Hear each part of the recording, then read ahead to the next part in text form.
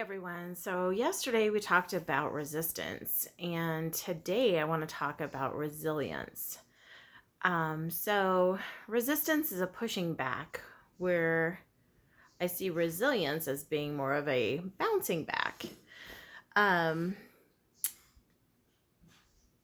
what really brought this into my forefront is a lot of you know I'm working on a new podcast that's coming up soon, and I've already, even before I got the podcast launched and ready, I've asked somebody to be my first guest on an interview because her story of resilience is just incredible.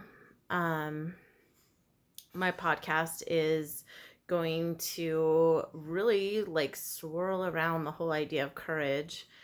And this particular individual that I've asked to be my first podcast guest is all about courage and all about resilience. And I'm not going to give too much up right now, but I just was listening to a podcast that she was a guest on recently, and she posted about this a couple months ago, and I went to go look it up and listen and couldn't find the episode, so maybe it just wasn't published yet. But I went on tonight to listen to it, and holy cow, this brought so much emotions to my life. My daughter was listening in the background. I think we were both crying. But the message is all about resilience and bouncing back from shit that's supposed to take you down. And the thing it really just brought up for me is that we live in a bubble most of the time, and we go about our daily stuff. We do our thing, we gripe about it, we complain, but we've never really had to fight a big demon in our world and really bounce back from that. So I'm just really focused on how that must feel to be so resilient to bounce back. And then I think, well, hell, I've bounced back too. I had a childhood that was not desirable at all. One of my earliest memories was of my dad putting a gun up my mom's shirt and threatening to kill her. And who knows if he would have succeeded in that and then finished the rest of us off. I don't know. Thankfully, my mom wrestled that gun away from him, and somehow we all survived that night. But that's resilience. I could have taken that trauma and become a wreck from it.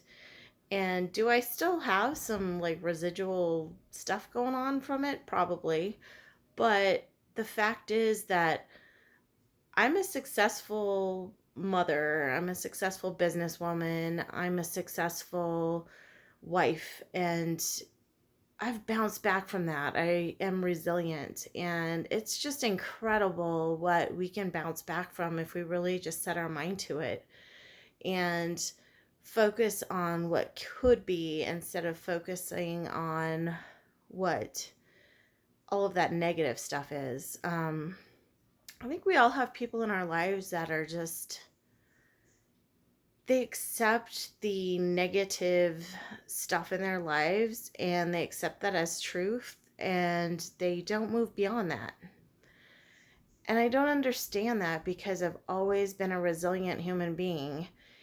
And I really it hit home tonight listening to that podcast interview with my friend and realizing I only saw an inch of the shit she went through.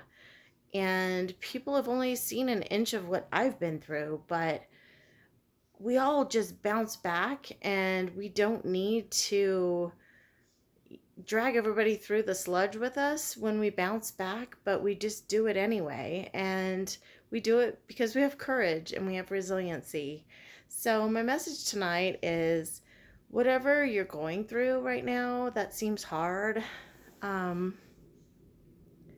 focus on just bouncing out of that, bouncing back from that, and what's your life going to look like when you get beyond that.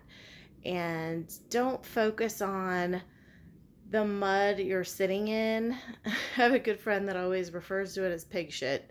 Don't sit in the pig shit.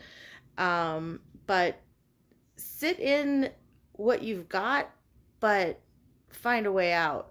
Look for that ladder, look for the rope, whatever it is, but don't just sit in it. It's not your destiny to sit in that stuff. Find a way to bounce out of it, bounce back, and be resilient. So today, just focus on resiliency and not what you're sitting in. That is all. Have a great night.